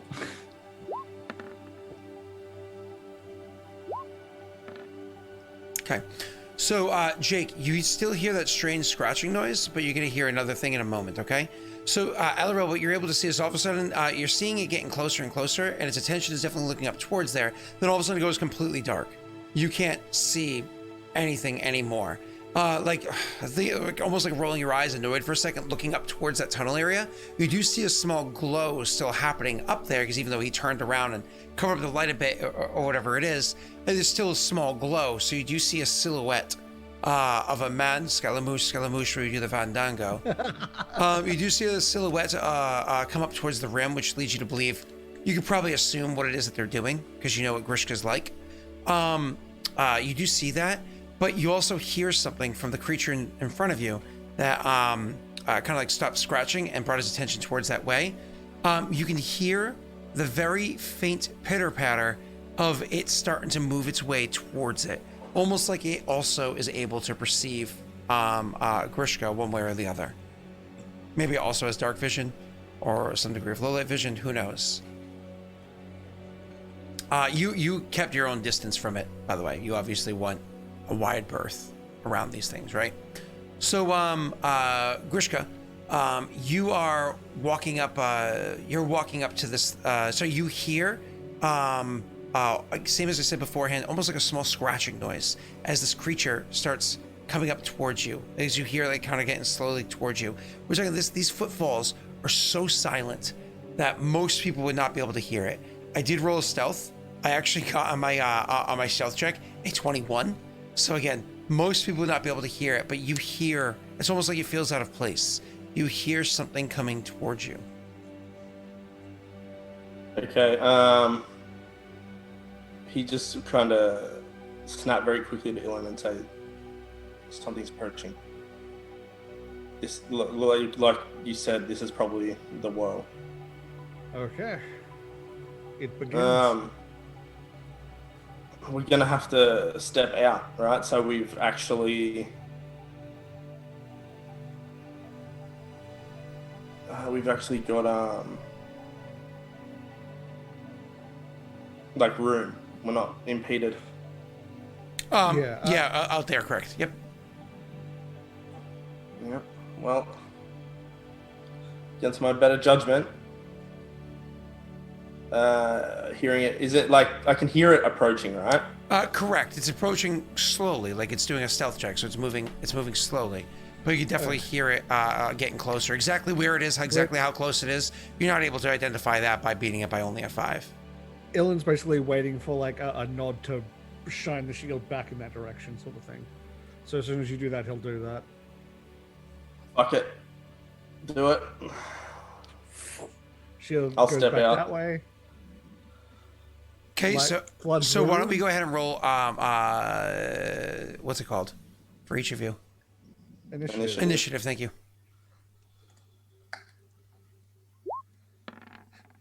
Yeah, that's appropriate. I'm in the tunnel.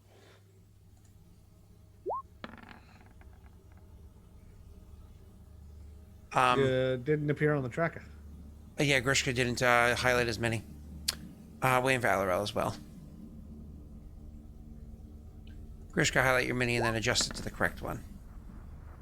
Which, of course, is worse. Wow, I just noticed my initiative modifier. Good. And nobody's modifying that at all? No? Okay.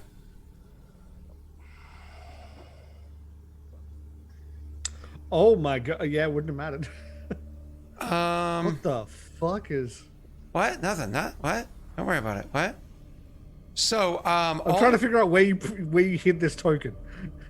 all of us, yeah, I tried to make it so you guys could see it. So, I found them. oh, that's funny. Oh, fucking Tash, that's so funny. So I knew the token had to be there because you had a token, so I was like, "Where the fuck? Where is it?" So all of a sudden you kind of like whip the thing around and you notice, Jake, you notice a creature coming up towards you. This creature itself looks like the size of a large dog, right? So bigger, certainly bigger than the fox. Looks like the size of a large dog coming towards you, except it is not a dog at all. Honestly, you've seen too many of these. Actually, you saw quite a few of these spilling out in a certain woods at one point in time, in the middle of the winter, in the middle of the night. But instead, you see, like, literally, it looks like a brain moving towards you. A brain that has 4 legs that it's walking on as it's coming towards you. Small little tendrils coming out of the front of its small, Don't worry, it's not like dangerous face. to one. It devours intellect. You're fine. No, You say. that means it's especially dangerous to one. Not much a meal. Oh, poor Jake. Anyways, so you see this thing coming towards you. However, it moves as soon as like the light comes around. It becomes very apparent towards you that you could see it. It could see you, so on and so forth. It just starts immediately moving much quicker. But more importantly, you actually see all of a sudden it fades from your view as invisibility takes effect. It is no longer able to be seen. Fuck. So it turns invisible and immediately starts as it's moving towards you. You don't know exactly where it goes. You don't know exactly what it's doing, but you cannot see it as of right now. That being said, the other one, which now that the light is being shown in here much better, because you can imagine that Ilen kind of like whipped around, but he actually didn't walk in, so you actually can't see much detail. All you can see is like the light shed up from up there, and you can see that one kind of looking up that direction, like, oh, as Alarel sees that from the distance. You can't see the other one yet because the light's not in here enough. The other one does, however, immediately perk up and just start moving very swiftly that direction, running a full like 40 feet to that direction, so it gets into the area where it's dim light as well, but not into the area where you can fully see it in bright light. And you can see it's another one of these creatures. Grishka, why don't you go ahead and roll me a will save? No, you do not have what's his name next to you. You had him step back a few steps and shine the thing another way, so he is not adjacent to you. I think that's just you saying he's not adjacent to me. He stopped. He was next to me. No, but he because you went up to the rim. Yeah. If you went up to the rim. You can cheat me all you like. went You up can to the cheat me rim. all you like, buddy. So you can Yep, look out without the okay, light. Hey, listen. Right, yeah. I would have attacked you a bit do that. beforehand. Oh, fuck off. Yes! Yes! Yes! I'm so happy. No. Yes! Oh. God, how dare! Unfortunately, I have to tell you that as Jake is in Australia, that's actually a 20. It's upside down. Because the button, right? Because the Oh button. my god! This has just not been a good stream for me so far. All right, Jake. So just so you are aware, your character is actually dazed. In case you're not familiar with dazed, simply speaking, you have a -1 to attack roll. Sorry, no, that's wrong. Your character is unable to act normally. You can take no actions, but you have no penalty to AC. You're only dazed for 1 round, just so that you're aware, okay? So you are dazed. Cool. I Right, understand well, that. I'm dazed. Yes, you are. And the creature moves about 40 feet towards you, so getting even further from Alarel, but not there. Alarel, obviously you kept your distance. You were just over 60 feet away from it beforehand. You're now, because how it moved across from where you are, you're about 80 feet away from where it is. It's up inside the dim light. Awesome. Now it is, after their 2 turns, it's Alarel's turn. The closer one, the one that's still in dim light, not bright light, is about 80 feet from you. What do you do, sir? It's a standard action for me to revert to Humi or Kitsune form. Correct. So I will use my standard action to revert to Kitsune form, which is terrifying if you've ever seen it. because instead before it's like the human sort of form like breaks out in fur and remolds, but this is like a fox all of a sudden like just hulks out and gets human size. I don't know. I've seen a lot of fan art of Kitsune before. I would say frightening is not the word I'd use. Frightening is sexy. Right, okay. Maybe. Right. Now you say frightening. Now imagine you're in your garden, you got your coffee, you just sip it, and there's a fox. Holy wow, there's a fox. And then all of a sudden it like starts growing human size. It starts like hulking out. And bearing in mind, it's not 5 foot, so it's like a foot taller than you. Yeah. I'm gonna link something in Discord. There's exactly that in Arc. There's something that does that in Arc.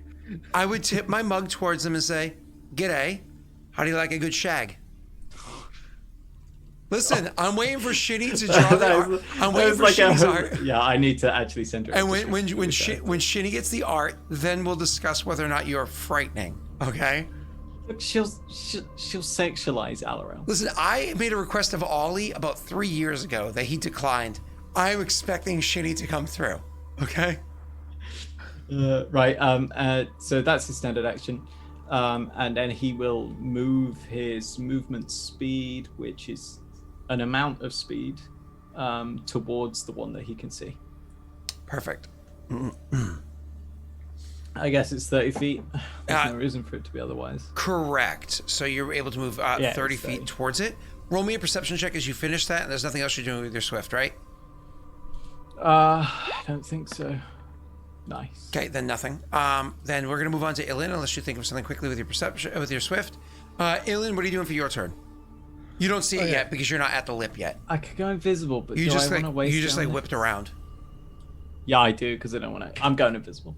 I don't have much choice combat-wise, so to expend the minimum amount of stuff, I'm gonna do one of these and summon a Hound Archon right at the edge. Okay. Take me a full round, but yep. Okay. So it takes you until the beginning of your next turn, correct? Yes. That's pertinent. Give me one moment just to check something. Oh god. Okay, I know. Oh dear.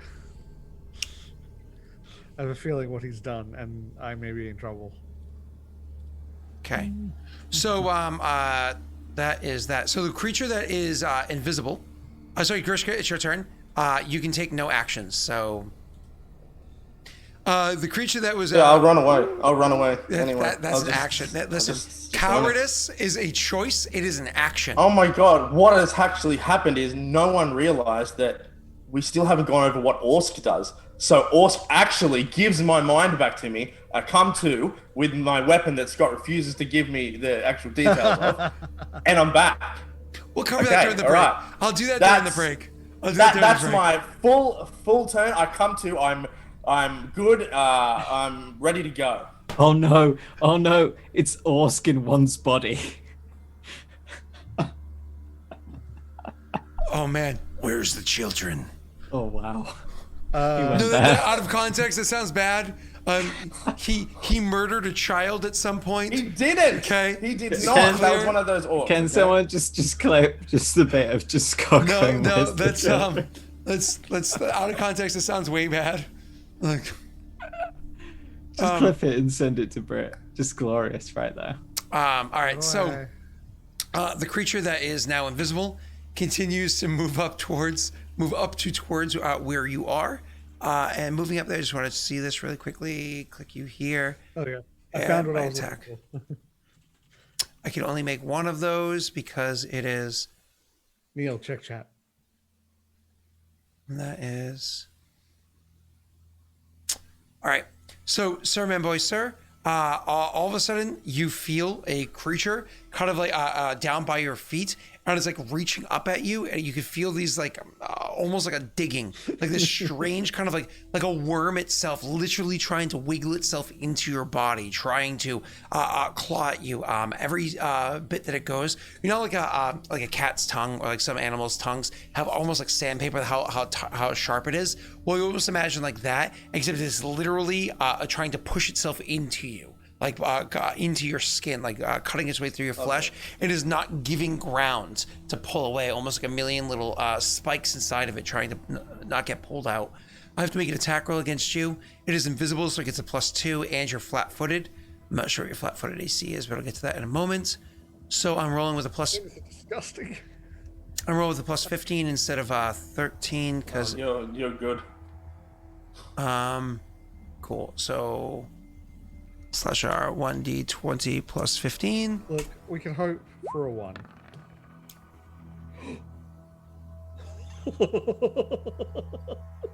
Holy shit. Tash! You're his kryptonite! We got him! Alright, every roll he does, you are to say that before every single roll. We can hope for a 1. A small size, not tiny.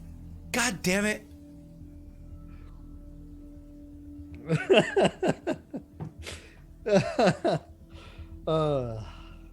Okay, well, I moved and I took an action, so I am now visible and I can't make any other attacks because I don't have ability to attack multiple times because I moved and took an action. I think that's it. Okay. Scott's rim. It's the other one's turn. The other one, as soon as you start moving towards it, what's your name, Alarel? As soon as you start moving towards it, it slows its trot forward down and looks back towards the direction of where you are. It's still looking back towards the direction of where you are, because there's just you down there. And it seems to, even though you're like turned invisible, it seems to still notice where it is that you are. So since you moved up, eyes. you moved up the 30 feet to get too close to it, so you're about 50 feet away. So it turns back and it starts trotting towards you. So it can move 40 feet, so you're 50 feet away. It moves up about 35 feet, so you guys are about 15 feet apart from one another on its turn. But as it does so, as it moves over towards you, it is actually going to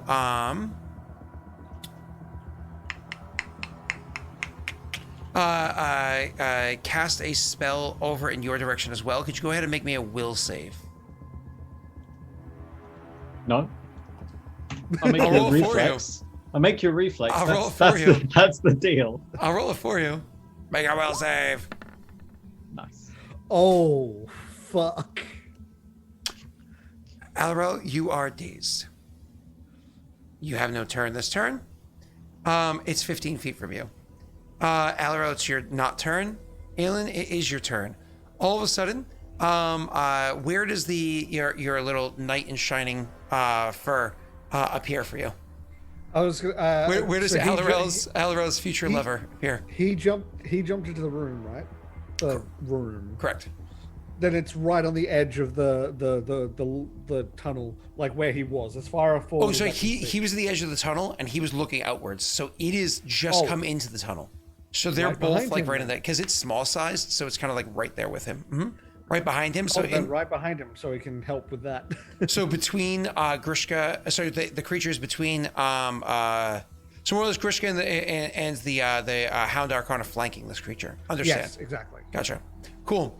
The first thing the Hound Archon does when it appears is it looks towards you and says, "I got it," and then looks down at the creature to start fighting against this particular one. Got was not get, it was got, meaning past tense. And looks towards this the one down below, and it can act however you dictate. Wait, I love how confused Tash is. I genuinely am Not just Tash. He's telling that he caught that Githyanki and he punched it until he punched his hand on the other side of its head. Oh, got it. Thank you. Okay, cool. Okay, so it's now my turn, and I have a turn, right? That was this is the start of your round, so you have whatever you want. You and that creature have a turn. Yes. Okay. I can't really attack it without having massive penalties because it's like attached to itself. Not actually attached, but it's like right on Grishka, right? Mm-hmm. Oh, you know what I can do? Just in case stuff happens, I'm gonna. What's it called again? It's a Hound Archon. Yes, I've got the buffed stat sheet. The only thing it doesn't have there is listed on like the abilities and stuff, just because there was a lot to put on there. Okay, so does the Hound Archon go in my turn, or does it have its own initiative? Its own initiative, but it's on your turn. So you can imagine one of you, whoever you choose to go first, will go first from now on. Though you guys can honestly freely switch because of Pathfinder. Okay, cool. Then it's gonna go and attack this thing that's right in front of it. This creepy fucking thing. I'm gonna test the waters with a non-power. No, I'm gonna test the waters with a non-power hit first.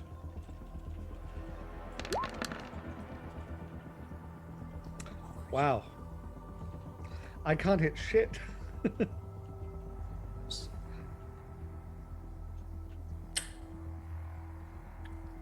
He's reading something. I am. My apologies. So your attack roll that includes a plus. Jake is not flanking because he's dazed. So it's just a 14 chance to hit right there. A 14. Are you satisfied with that 14? No, but I'm gonna leave it because I've got another attack. Go ahead, make your second attack. Don't forget it's the lower number. Yeah. That's more like it. Cool. So so with your 24, you actually do hit. And you do 13 points of damage. Have bleed as well. Remember, I pretty much always evolve bleed. So is that 1d6 at the start of that creature's turn every round? Yes. Cool. We'll get to that in a moment. So the Hound Archon, you actually have that as a character on your thing. Could you actually have it go ahead and roll me an intelligence check? Yes, I can. It's only got a 10 int, so. Ooh. So the Hound Archon itself is actually going to utilize its ability. So it has a constant magic circle against evil on it, but recognizing what this creature is, it immediately chooses to invert its magic circle against evil to, instead of acting as a safeguard, so almost like a barrier against evil things around it, he inverts it so it acts as like a trap. So evil creatures, this is only for summoned evil creatures, cannot get out of it. But the important thing to note is that meta time, in Pathfinder, intellect devourers, even though there aren't summoned creatures, actually, because of the nature of what they are, act as though they are small size. What? Intellect devourers are small sized creatures that have the ability to shrink their size. Norway, I don't know if you knew that or not. So they are small sized creatures. Either way, so they have the ability to, so they act as though they are summoned creatures for the sake of being vulnerable to effects like protection from evil. And so this is actually a constant magic circle of evil. So when you summon this, I was like, oh my God, he's brilliant and doesn't even realize it. He's able to invert that constant effect. So actually the creature is trapped in a 10-foot circle around him and cannot get out unless it succeeds a will save. So. Okay, that's good to know. I didn't know magic circle against evil worked like that. That's cool. Yeah, so I actually have to make that will save right now to see if it is in fact trapped or not. Your DC. Does it affect both? What do you mean both? The one that if the other one gets within the aura, it's affected. It's not within the. How? Sorry, what's the aura? How big's the aura? 10-foot radius. Feet. Yeah. Okay. Yeah. All right. I love bumbling through Pathfinder, knowing like 20% of the rolls. Exactly. I totally meant to do this. /r 1d20. So it's one of those things where because this creature is controlled by me, because it's a summoned creature, I know to do it, so obviously I'm going to play it intelligently. Oof! I actually failed. Oh! I have a +8. I Holy failed. shit. It's actually trapped by the Hound Archon. Wow. So it's pain. So it's time for pain. So he says, "I got it." And then as he like swings at the thing, misses, and thrusts for it and stabs it, he, realizing what he's fighting, he inverts his magic circle and says, "And I'll keep this one with me." And that's its turn. Now it's Ilen's turn. And just so the other two know. So, sorry. It's a Hound Archon. He says, "Ruh-roh, Raggy." No, it's truth speech, so everyone can understand it. everybody can understand Scooby. Everybody, literally in the Scooby-Doo entire. has truth speech. Oh no, that's right. Hound Archons aren't very big, right? You know, and they're divinely good creatures.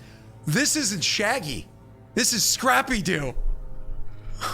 No, Hound Archons, they're medium, aren't they? No, this is Scrappy Doo. Don't take this from me, okay? No one likes Scrappy Doo. They're medium, but they're like 5 feet taller, so like they're short. Taller than halflings, then. Yeah. It doesn't say on the summon. I saw Scrappy do that old YouTube video years ago about Scrappy Doo being Yeah, a it bad just says guy. medium. Yeah. Anyways, go ahead. I think that's entirety of my turn because I put on magic vestments myself and then. Oh, that's what you cast. My apologies, I missed that. Nothing with your Swift, so we're gonna move on. Grishka, it's actually your turn now. So. Okay, so what happened to this thing? Again, sorry. It got stabbed in the backside. Its brain got stabbed. It's also trapped inside this circle, so if you were to leave, You can't see the circle, and you can't perceive the circle. Oh, okay. You're not aware of it. So that was You all in just- the meta. Yeah, the Yeah, only but thing it- you got, it it says, just and I'll say- keep it with me. That's the only thing that Yeah. you got.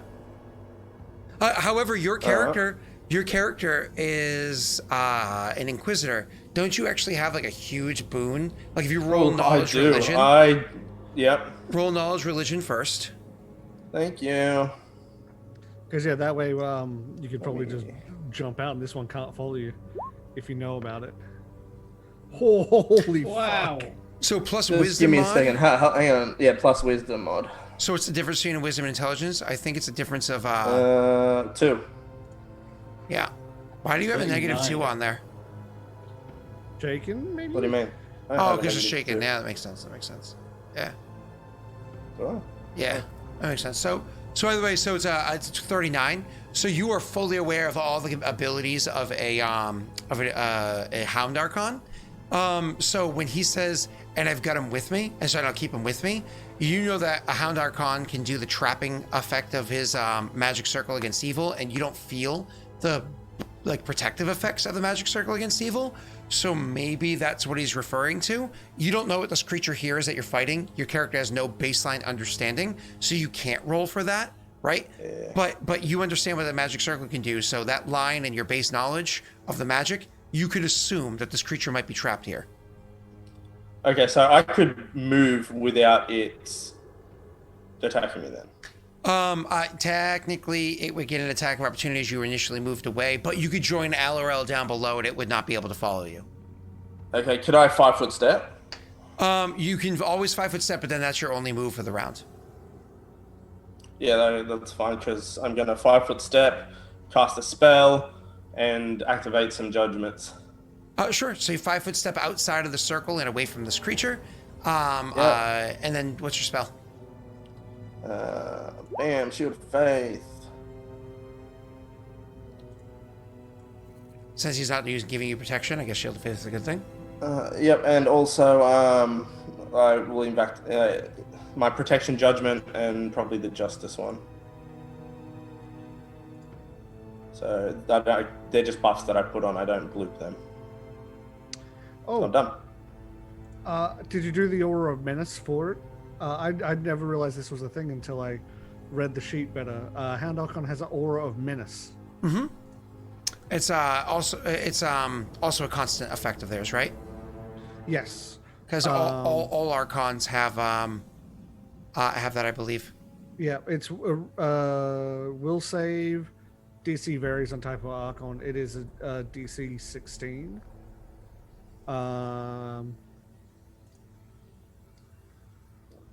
Those who fail -2 penalty on attacks, AC, and saves for 24 hour or until they successfully hit the Archon.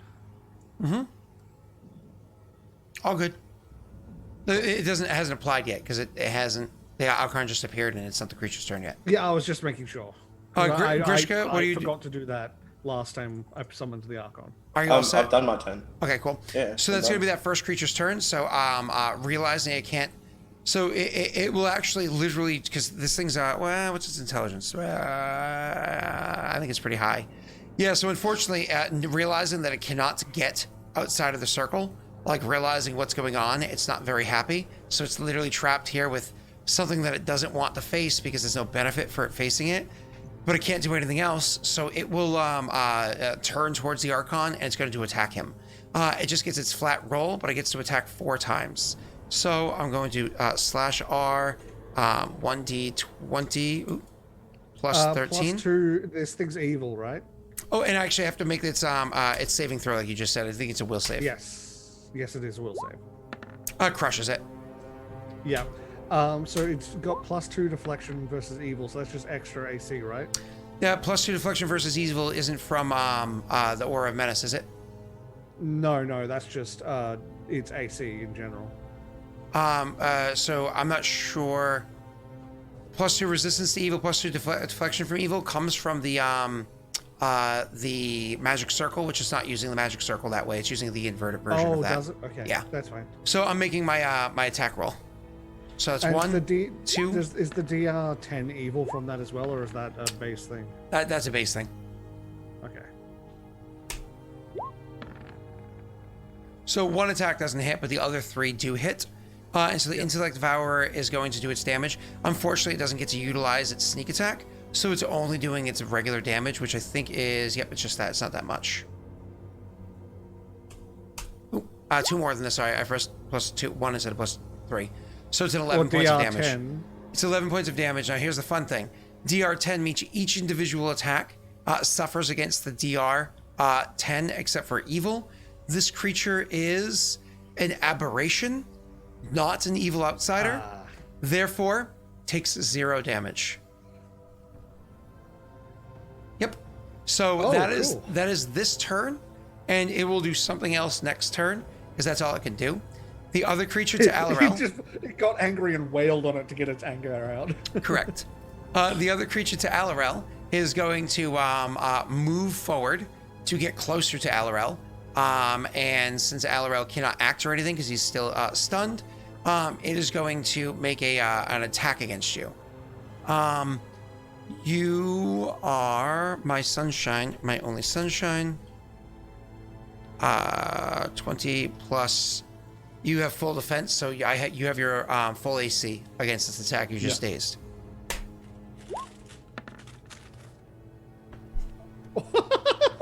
Give me one. Give me one moment, please. 1 moment. It still misses. But God no. damn it! Do you want me to tell you something? Even with the daddy's dice, it never had a chance. Now I know how it feels to be on the other side. Do you want a daddy's dice that? Allarel, it is your turn, sir. As this thing starts moving up towards you, and you can barely see what it is. It's inside dim light, right? You can barely see what it is, and all of a sudden you see these tendrils that are coming from the front of it, off of it, coming towards you and trying to claw at you. But still, you're able to smack these things to the side, despite the fact that you're invisible, and it's still accurately able to attack you, and blah blah blah blah blah. It is your turn, sir. Maybe those clicking noises, those scratching noises, are it using echolocation. Huh. I don't think there's any way for me to get sneak attack on it, unfortunately. There it is. Little cheesy way. Don't want to do it. What are you doing? I mean, if I move if I move 10 feet or greater, I get sneak attack. Oh, because you have some sort of because I've got skirmisher, yeah. Oh, skirmisher, yep. So I won't lie. I used to play a halfling scout. Scout was a class in 3.5 that literally, if you moved 10 feet, you got sneak attack damage. So I would off it, and then you can make acrobatics checks to be able to move at half speed without suffering attacks of opportunity. So every round, I would just make an acrobatics check, or didn't even have to, because if I rolled a natty 1, I would get my minimum number. And I would every round just move. Great. Yeah. Could I do that, please? Actually, yes. If you roll a natty 1, you succeed anyways. So you just do that, yes. Well, that's not true. If you rolled a natty 1 in acrobatics, what do you get? Shall I roll it? Let's roll it because I'm no longer dazed, but I'm shaken. I get a 21. That's what I get. Look at that. Wow. Wow. That's good, isn't it? I am shaken there though, so that is a minus Does daze actually negatively impact you? I don't think it does. Because it lasts for 1 round. Oh, funny enough. Huh. So anyways, you rolled a natty 1. Funny how that played out. You got a 21. Are you happy with your 21? Yes, I think so. Okay, cool. Intellect Devourer's CMD is a 22. So, that is a fact. That is not me fluffing any numbers. It's exactly a 22. So, I would be fine if I wasn't shaken then. Correct. That's a -2. Correct. So so I take an attack of opportunity. You take the attack of opportunity, exactly. Which honestly probably doesn't matter anyways. Hey! Whoa, I'm getting the feeling these things are ambush predators. Like that first attack's the big one. And here's my whopping damage. Yeah, I'm getting the feeling that their spells and that first big sneak attack is the danger. And why do I have 7 temp HP? Probably from 8. What's it called? Yeah. What's it called? Still on you. Does that ever disappear? Usually it does, but I'm not making it disappear right now in the planes. Okay, all right. Would that have disappeared from the fall? No, I'm saying that would be that I'm fine allowing that to stay. Okay, right. Everything else is a ticker, but I'm not allowing that. It'll disappear when it's actually gone. And do I still get to complete my movement? Is the question. My apologies. Do I still get to complete the movement action that I was doing there? Cool. In that case, so I've done a little run. I've done a little ring around him, and now I'm ready to fight. I've charged up. I'm like Sonic. Well, like what I used to do with the way I was describing my Hafue is he would literally he was a I had him like you have to imagine almost like a Greek or Roman-esque. So he had like a short sword and a shield, and he would run up and he would stab somebody, and he would do like his attack, block, kind of like jump back, tumble to the side, plant his feet, and then run up and stab, block, and he would just kind of like do this over and over again. And I got sneak attack every round, and it was beautiful. So, okay, right, and then it was great when the other party member was able to give me Lion's Charge consistently afterwards, so I was able to do more than just that. But anyways, charging is good. Yeah. And that was my movement action, correct? So I can't full round attack. It's in a single attack. Correct. But it's your sneak attack, so it matters anyways. Well, are you happy with your 16 result? Not particularly, but I'm gonna let it go anyway, I guess. Unfortunately, 16 misses, sir. Oh. And this is where the downfall begins. After that is going to be Ilen's turn, and then we're going to take a break. This is where the downfall begins. 1d4 damage. Ilen, you want to do your big boy first? So your little boy? Yeah. Hound Archon's gonna go choppy. This is the problem where I put it as a separate window so that I can see dice rolls. There we go. Okay. So I'm gonna do a normal one again. Handicap me by removing one of my. Did it take the D6 damage from bleed? Oh yeah. My apologies. I did not do that before, so I'm going to do that right now. Okay, go. Because it bleed. It does actually bleed. Because by the way, these creatures also have a type of Anyways, so it takes the bleed. Something we're going to find out about soon, I imagine. So yeah, there's the 21 hit. 21. Are you satisfied with your 21? Yes. Their AC is actually a 22, so that misses. Their AC is a Good 22. to know. What a ridiculous little creature. You're a brain. How do you have an AC of 22? You're literally a brain. Someone tell me how this works. It's your turn, Tash. Yep. Okay. So I get a penalty firing scorching rays into the field, right? Well, because you're behind him, he provides soft cover, and it's a penalty for firing into melee combat. Oh, okay. So there's just not an really 8-point swing. Yeah, that's a bit much. Your Archon can, on his turn, try to tumble through. Well, now he can't because he attacked twice. Honestly, It's fine. It's honestly just giving me giving him moral support from this side. Yeah, squish the brain. So that is. Oh, you're not doing anything else? I don't want to waste. I have nothing that I can do that doesn't waste a slot, and I don't want to use a slot yet. Well, you can guidance. No, I have to touch him, don't I? Which gets Yeah, you can touch the Hound Archon. okay. That doesn't You just like get step me close in, enough touch, to the yeah, thing? just like reach in. There you go, buddy. You have to Yeah, move I'll away. Stand on That's the rim important. and just like touch him. If I'm sorry, can I do it from outside the circle? Because that's the thing. Because once I cast it, I can't leave the circle. Oh no, I know. You are correct, unfortunately. So Nice try. yeah, Can't wait. He can't rim it. you can't move before and after casting a spell, like unless you have specific feats on like So 5e. yeah, Okay. I can't do anything. I'm just gonna. It's Hound Archon's my current turn until that thing's dead. Hey guys, so Jake is grumpy. So why don't we take a quick break so we can satisfy Jake in His face. in a few ways. So Jake, I want to make sure I press your buttons. Don't do this again. From down under. This is you, Neil. You made this happen. So we'll be right back. We'll be right back. Yep. Looks so calm.